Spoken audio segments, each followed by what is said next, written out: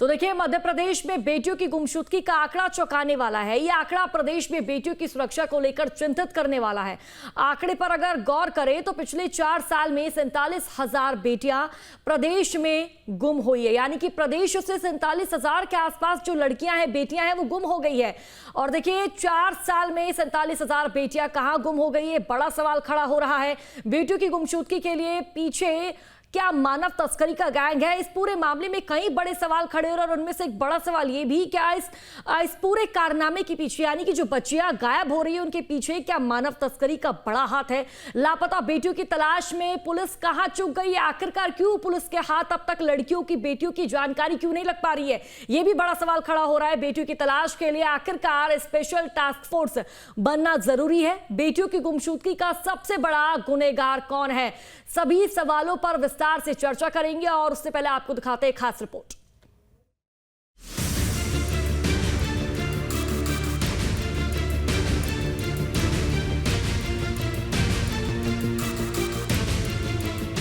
मध्य प्रदेश में बच्चियों की गुमशुदगी के मामले लगातार बढ़ते जा रहे हैं। आंकड़े ऐसे हैं कि सुनकर हर कोई सन रह जाए। एक रिपोर्ट के मुताबिक गुमशुदगी के पीछे कई वजहें हैं। मानव तस्करी, बाल विवाह, घर से भागना और कभी कभी आपराधिक गिरोह का जाल। कई मामलों में बच्चों को नौकरी या शादी का झांसा देकर दूसरे राज्यों में ले जाया जाता है।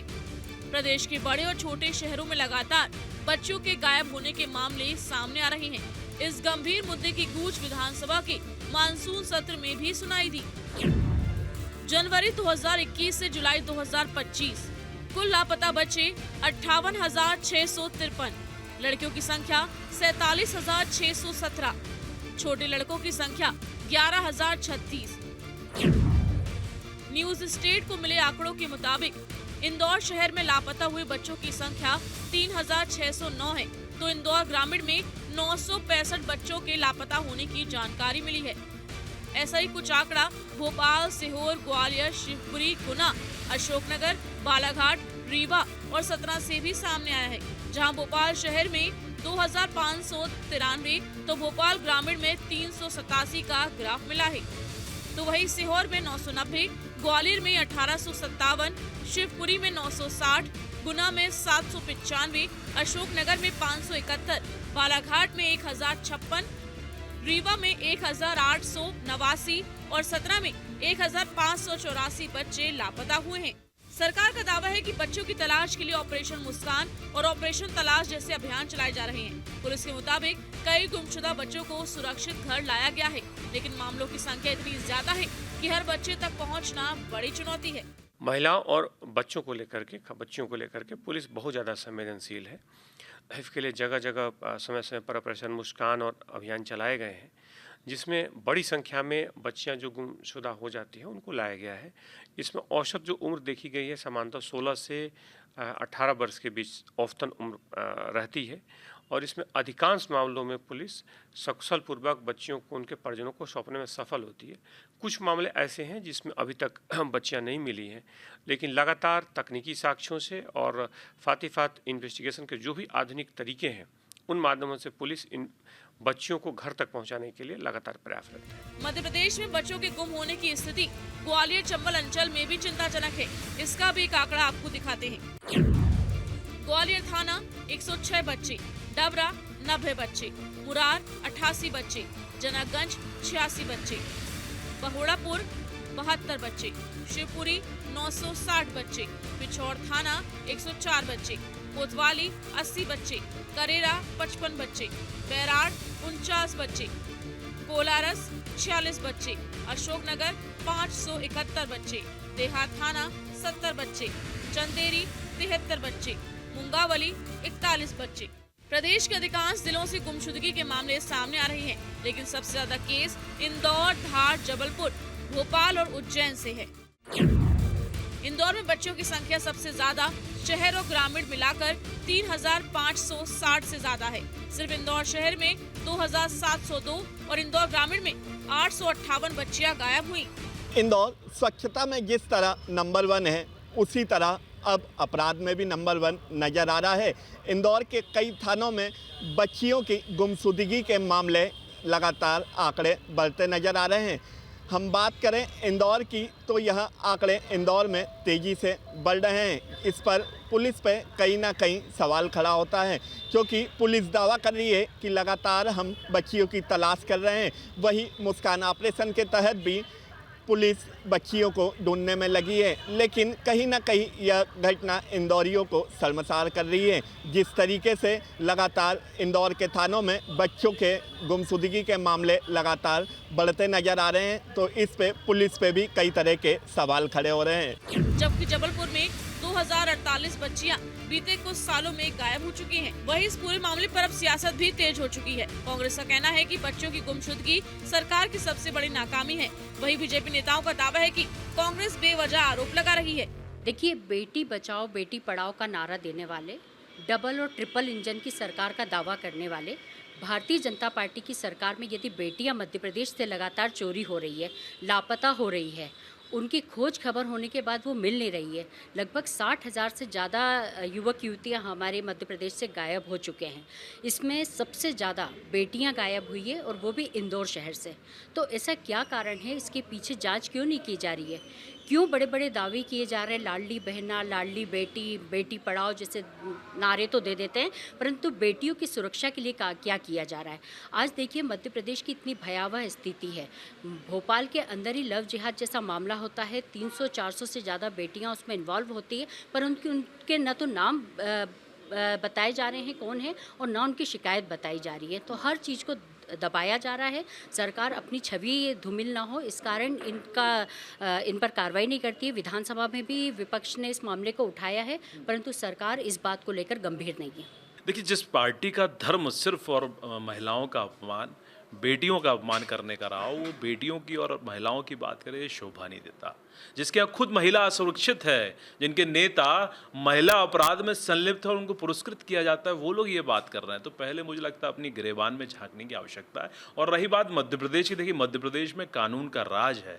ये गुमशुदगी की बात है, लेकिन कितनी बरामद हुई, कितनी कार्रवाई में वापस आई घर लौट कर, इसके आंकड़े भी तो पेश करिए। क्योंकि ये जादूगरी है आंकड़ों की, और जादूगरी करके सिर्फ और सिर्फ इनका मंतव्य मध्य प्रदेश को बदनाम करने का है।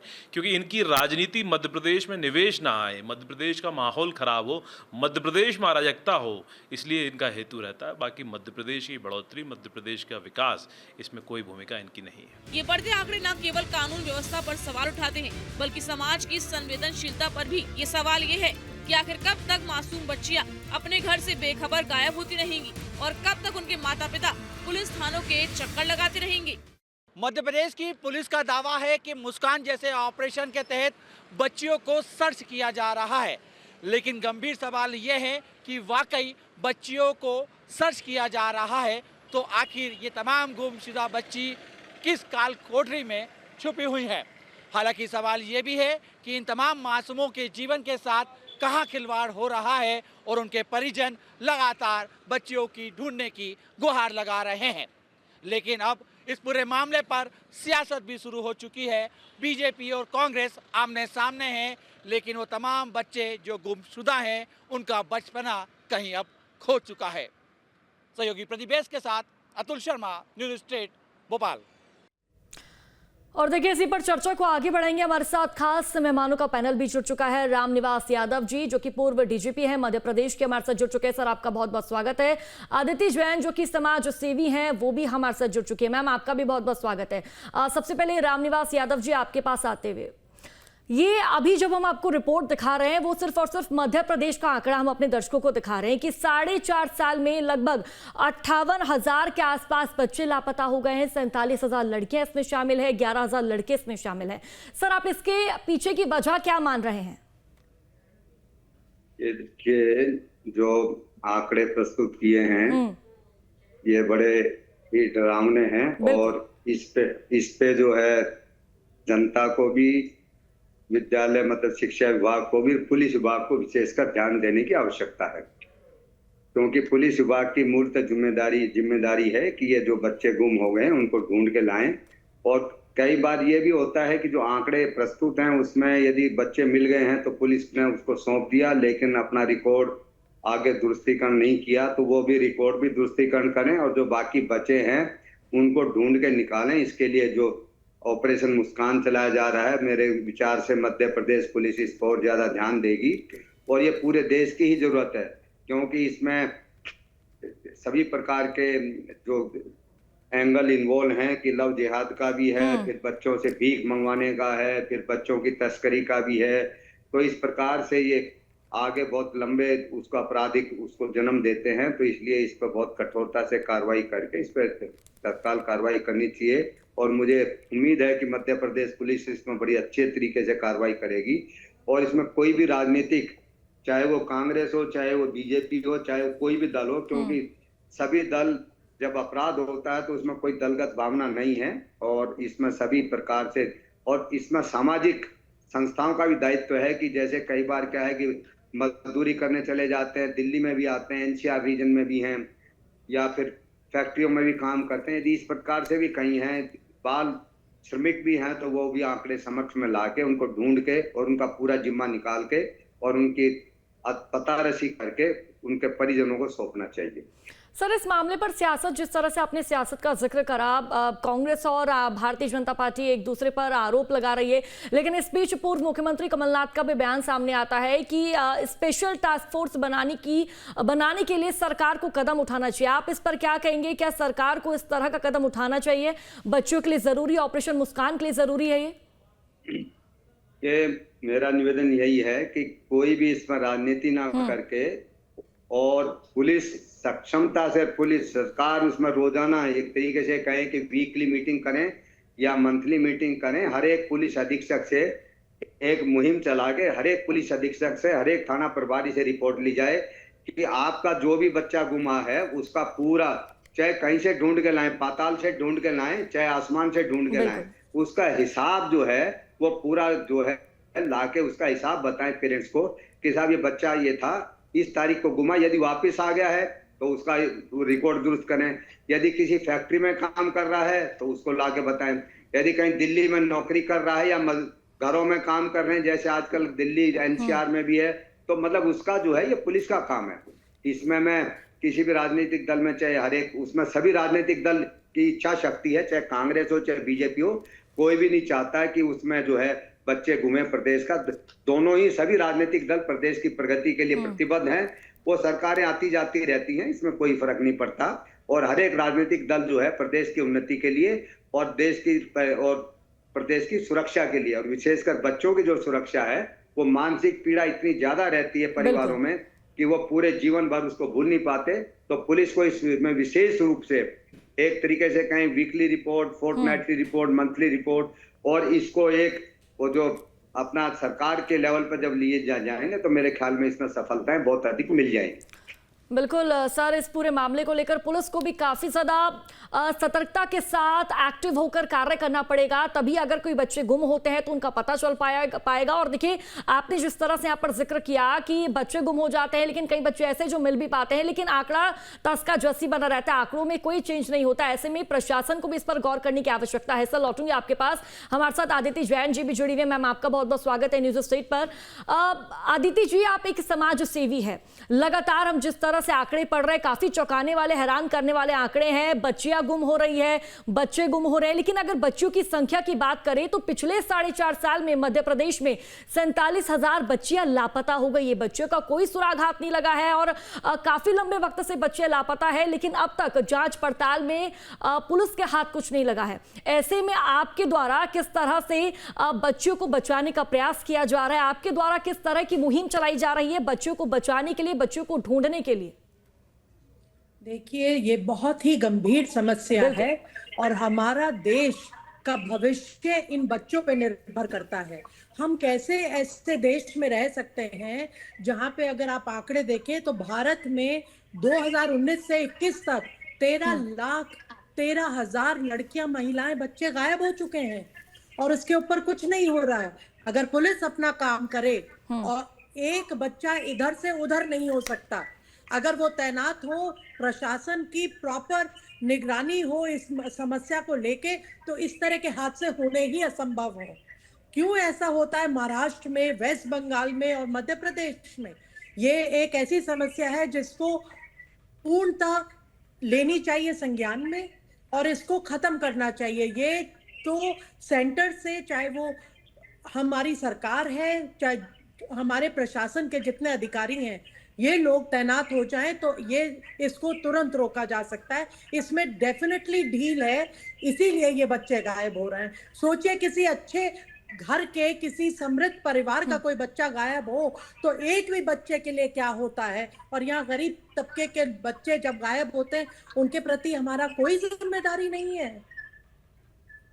बिल्कुल आदित्य जी, बहुत बड़ा ये यहाँ पर सवाल खड़ा हो रहा है कि अगर एक समृद्ध परिवार का बच्चा गायब होता है तो पुलिस प्रशासन भी उसको ढूंढने में एडी चोटी का जोर लगा देता है, लेकिन कोई गरीब तबके का बच्चा गायब होता है तो कहीं ना कहीं 1 साल तक वो केस चलता है, 2 साल तक चलता है, उसके बाद फाइलें बंद हो जाती है, फाइलों पर धूल लग जाती है। लेकिन आदित्य जी, जिस तरह से हम देख रहे हैं आजकल की लड़कियां, सोशल मीडिया का ट्रेंड चल रहा है, सोशल मीडिया में जिस तरह की चीजें आती है, आजकल बच्चा बच्चा तक फोन चला रहे हैं। सोशल मीडिया पर अगर अच्छी चीज है बच्चे वो भी फॉलो कर रहे हैं, बुरी चीज है बच्चे वो भी फॉलो कर रहे हैं। ऐसे में आप क्या कहना चाहेंगी, लड़कियों के लिए क्या अभियान चलाना जरूरी है? क्योंकि सर ने भी अभी जिक्र करा, लव जिहाद के मामले बढ़ रहे हैं, मानव तस्करी के मामले बढ़ रहे हैं। ऐसे में किस तरह से लड़कियों को, बच्चों को एक्टिव किया जाए, जागरूक किया जाए? देखिए, जब हम लोग छोटे थे तब टीवी घर घर में नहीं था। बिल्कुल। और हम याद कर रहे हैं कि ये too much information is bad information. हर बच्चे के हाथ में मोबाइल इज लाइक एक उनके हाथ में हथियार है, और छोटे से दिमाग के बच्चे सही गलत का भेद नहीं समझते और वो किसी भी दिशा में प्रवाह ले लेते हैं।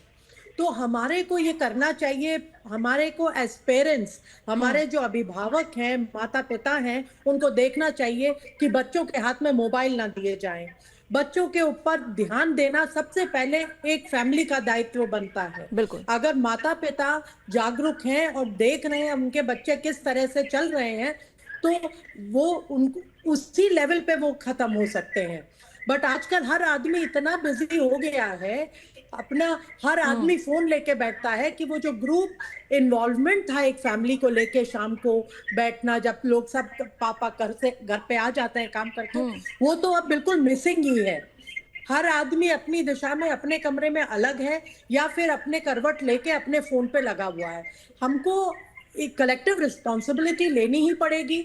हमको ये देखना पड़ेगा कि ये जो ऊट पटांग के जो चीजें चल रही हैं और खुला इनको फ्रीडम है कुछ भी रील चलाने का, इसके ऊपर तो प्रतिबंध लगना ही चाहिए सरकार की तरफ से। सरकार को ये लेना चाहिए कि क्या चीज चिंता में है उसको खत्म किया जाए, और हर किसी, और छोटे बच्चों के हाथ में तो ये मतलब हमें सोचना है कि अगर हम बात करते हैं कि हमारा भारतवर्ष उन्नति करे तो कैसे करेगा अगर हमारे बच्चे छोटी उम्र में ही घातक हो जाएंगे। इन सारे, चाहे वो इन्वेजन मीडिया का हो, चाहे वो रील्स हो, चाहे वो मोबाइल्स हो, तो एक अच्छा वातावरण बनाना हम सबकी कलेक्टिव रिस्पॉन्सिबिलिटी है और सरकार को जागरूक होके इस पे प्रतिबंध लगाना पड़ेगा।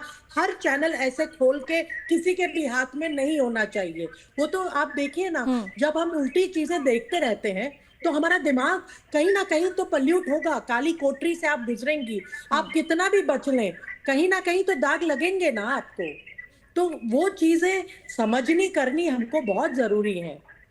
खासतौर पर आदित्य जी, एक अब माँ बाप की बात कर ले, अभिभावकों की बात कर ले, तो अपने बच्चों पर उनको ज्यादा ध्यान देना चाहिए, क्योंकि आजकल बच्चे घरेलू हिंसा का, ऐसे कई मामले सामने आते हैं जब घरेलू हिंसा के चलते बच्चे घर छोड़कर फरार हो जाते हैं, और ऐसे कई केस सामने आ चुके हैं। अगर पेरेंट्स ने मना कर दिया फोन चलाने से तो बच्चे आक्रामक हो गए हैं और कई बच्चे तो आत्महत्या तक कर रहे हैं। ऐसे में कहीं ना कहीं जो फैमिली है, फैमिली को बच्चों को समझाने की आवश्यकता है, उनके साथ टाइम स्पेंड करने की आवश्यकता है। आदित्य जी, मतलब फोन देना ही क्यों है इतनी जल्दी? छोटे छोटे 5वीं क्लास, 3री क्लास के बच्चों को फोन दे दिया जाता है, और स्कूल को भी देखना पड़ेगा कि वो किस तरह का इतना होमवर्क क्यों दिया जाता है जो फोन से रिलेटेड। आदित्य जी, आजकल के जो टीचर्स है व्हाट्सएप पर चीजें भेजते हैं, गूगल क्लासरूम बना दिया गया है, बच्चे उसी के माध्यम से पढ़ते हैं, which is very wrong. This has to stop. क्योंकि ये तो बच्चों के विकास के लिए, मानसिक विकास के लिए भी खराब है। 2 घंटे से ज्यादा अगर वो गैजेट्स के साथ बैठेंगे तो उनका दिमाग विकसित होगा कैसे? क्रिएटिविटी तो आप पहले ही उनकी खत्म कर दिए जा रहे हैं। और इतना संगीन मामला कि बच्चे गायब ही हो रहे हैं और हम लोग चुप बैठे हैं अपने घरों में। ये तो मैं कहती हूँ कि सबसे ज्यादा इम्पोर्टेंट मामला है और इसको सख्ती से डील करना चाहिए। एक भी बच्चा गायब हो हमारे भारतवर्ष में, हमारे को शर्म की बात है। बिल्कुल आदित्य जी, रामनिवास जी, आपके पास आते हुए, मामले लगातार बढ़ रहे हैं। पुलिस भी हालांकि अपनी तरफ से पूरी कोशिश कर रही है, चाहे बात हम पेरेंट्स की करें, पुलिस प्रशासन की करें या फिर सरकारों की करें, हर तरफ से कोशिश की जा रही है। लेकिन ऐसे में रामनिवास जी, आपको क्या लगता है पुलिस और किस तरह से इस अभियान में तेजी ला सकती है? क्या पुलिस प्रशासन को पेट्रोलिंग बढ़ा देनी चाहिए? जो गश्त वो करते हैं, क्या उनको अपनी गश्त की जो व्यवस्था है वो बढ़ा देनी चाहिए? ये देखिए, इसमें पहले जैसे स्कूलों में पेरेंट टीचर्स मीटिंग होती है, तो और पुलिस में भी कई बार, जब विशेषकर जो इंदौर क्षेत्र है, उज्जैन क्षेत्र है, जबकि सांप्रदायिकता के लिए भी सामाजिक बैठकें होती हैं, तो एक तो सामाजिक बैठकें लगातार लेके कि भाई उसमें, और मोहल्लेवार भी यदि किसी का बच्चा गायब है, जैसे आजकल क्या है कि लव जिहाद के या दूसरे प्रकरण है जिसमें मोहल्ले के लोग इन्वॉल्व हैं, तो उसमें कानून के रूप में भी सख्ती से, और ये पुलिस की जिसमें कहें कि जब एक बार सरकार ऊपर से सख्त हो और पुलिस को भी सख्ती से काम करने का देश में भी जरूरत है। और इसमें, क्योंकि इस मामले में कोई भी ढिलाई किसी भी स्तर पे होनी ही नहीं चाहिए, चाहे वो भारत सरकार हो, चाहे राज्य सरकारें हो, चाहे कोई भी राज्य हो। और क्योंकि तस्करी के मामले हैं, ये लव जिहाद के मामले हैं, ये क्राइम के मामले हैं, उसमें भीख मंगवाने के मामले हैं, उसमें विकलांग करके बच्चों को उस प्रकार से आगे वो कराते हैं, तो ये बहुत है। इसमें एक जिसको कहें कि ये कहें कि लगातार पुलिस पे मॉनिटरिंग होगी, तो ये पुलिस उसमें नतीजे देने में, परिणाम देने में सक्षम है। भारतवर्ष की पुलिस और किसी भी राज्य की पुलिस जो है इस मामलों में सक्षम है, को परिणाम दे सकते हैं। उसकी लगातार मॉनिटरिंग जरूर की जानी चाहिए। बिल्कुल, मॉनिटरिंग काफ़ी ज़रूरी हो जाती है। लेकिन रामनिवास जी, यहाँ पर मैं आपसे ये भी समझना चाहूँगी, देखिए बाल शोषण की बात कर ले, यौन शोषण की बात कर ले, हर किसी के लिए कानून बन रखे हैं। लेकिन अगर कोई इस पूरे मामले में अगर संलिप्त पाया जाता है, उसको गिरफ्तार किया जाता है, जेल भेजा जाता है, जुर्माना वसूला जाता है, व्यक्ति बाहर आ जाता है, ऐसा कहीं ना कहीं लगता है कि कानून और भी ज़्यादा मजबूत होनी चाहिए, जकड़ इन पर होनी चाहिए, ताकि अगर कोई भी गलती करे तो 100 बार सोचे कि किस तरह उसको सजा मिल सकती है, जेल के अंदर वो सड़ सकता है, तगड़ा जुर्माना उस व्यक्ति पर लगाया जा सकता है। ये भी जरूरी है, जैसे कि ये मान लिया पोस्को एक्ट है, जिसमें यदि बच्चे का शोषण है तो कोई करता है, उसमें भी। और जैसे अभी मैडम ने, अदिति जैन ने बताया कि कुछ सामाजिक जिम्मेवारी भी हमारी बढ़ जाती है कि ज्यादातर जैसे जो जैसे मोहल्ले के लोग हैं वो भी इन्वॉल्व, गुमशुदगी में शामिल हो जाते, मतलब भगाने में शामिल हो जाते हैं, तो वो एक सामाजिक स्तर पर भी थोड़ी कड़ाई जरूरत है। कानूनी रूप से तो कड़ाई पुलिस में और जुडिशरी का जिम्मा है कि उसमें सख्ती से कार्रवाई करके कानूनी कार्रवाई करे, उसमें कोई दो राय नहीं है। और हर सरकार इसमें जो है एक तरीके से इसको प्रायोरिटी पे ले, और प्रायोरिटी पे जैसे सरकारों के पास तो हजारों काम है, लेकिन ये काम सबसे ज्यादा जरूरी है कि 99 बच्चे भी मिल जाते हैं तो आखिरी एक बच्चे के लिए भी ढूंढाई के कार्रवाई की जाए, 100% इसमें रिकवरी का एक टारगेट रखा जाए, तो इसमें मेरे ख्याल से जो है बहुत ज्यादा अच्छी कार्रवाई हो सकती। और पहले 70-80 के दशक में जो है, जब हम पुलिसिंग का काम देखते थे, 90 के दशक को, वो एक वीकली ये रहता था कि गुमशुदगी एक अलग से रजिस्टर रहता था, और एसपी लोग जाते थे, देखते थे भाई गुमशुदगी रजिस्टर दिखाओ, क्यों गायब हो रहा है, क्या ट्रेंड है, किस तरीके से हो रहा है, तो सारी चीजें देखी जाती थी। बिल्कुल रामनिवास जी, सारी तरीके अच्छी तरह से जो चीज़ें हैं वो देखी जाती थी। आदित्य जी, आपके पास आते हुए, अभियान तो हम देख रहे हैं कि ज़रूरी है चलाना, पेरेंट्स भी अपने बच्चे को समझाए, तभी कहीं ना कहीं बच्चे इन चीज़ों से बाहर निकलेंगे, और जो मिसिंग के मामले उन पर भी कहीं ना कहीं रोकथाम लगेगी। और क्या कुछ हम कर सकते हैं बच्चों को समझाने के लिए, स्पेशली लड़कियों को जागरूक करने के लिए, क्योंकि अधिकतर मामले लड़कियों के ही सामने आते हैं। प्रदेश की बात कर ले, 47,000 मामले हैं, लड़कियाँ गायब हैं। देखिए, तो हमें अपना वातावरण शुद्ध करना पड़ेगा। क्या हम सुन रहे हैं, क्या हम देख रहे हैं, हमारी रिस्पॉन्सिबिलिटी होनी चाहिए एज फिल्म मेकर्स, एज ये जो जिस तरह से हर आदमी आज बैठ गया है और अपनी रील्स डालता है, बड़ी अभद्र चीजें भी होती हैं। तो ये सब अगर छोटे बच्चे देखेंगे तो वो कहाँ पहुंचेंगे। दूसरा, मैं एक पॉइंट और कहना चाहती हूँ कि अगर पुलिस विभाग में उच्च अधिकारी एक निर्देश दे दे अपने विभाग में कि ये नहीं होना, तो ऐसा हो ही नहीं सकता कि उसको गौर ना किया जाए। एक बात ये कि पुलिस को बहुत जागरूक होना पड़ेगा, करना पड़ेगा, क्योंकि वो भी किसी ना किसी के अभिभावक हैं। बिल्कुल, उनकी भी जिम्मेदारी अपने देश के प्रति, और इसको मामले को इजीली ना ले, इसको प्रायोरिटी पे बिल्कुल प्रायोरिटी लेने की आवश्यकता भी आदित्य जी, क्योंकि आंकड़े चौंकाने वाले हैं। आंकड़े लगातार बढ़ते जा रहे, घट नहीं रहे, लेकिन आंकड़े बढ़ते जा रहे हैं। ऐसे में वातावरण का साफ होना जरूरी है। अभिभावकों को ध्यान देना चाहिए कि आपका बच्चा जिस एनवायरमेंट पर है, जिस वातावरण पर बड़ा हो रहा है, उसके इर्द गिर्द किस तरह की चीजें घूम रही है, क्या वो सुन रहा है, क्या वो सोच रहा है, उसकी सोचने की क्षमता क्या है। आप दोनों खास मेहमानों का बहुत बहुत शुक्रिया हमारे साथ जुड़ने के लिए, चर्चा में शामिल होने के लिए। तो लगातार देखिए मामले किस तरह से बढ़ते जा रहे हैं। ऐसे में पेरेंट्स को, पुलिस प्रशासन को, हर एक स्तर के व्यक्ति को जागरूक होने की आवश्यकता है, तभी इन मामलों पर गिरावट नजर आएगी। फिलहाल इस बुलेटिन में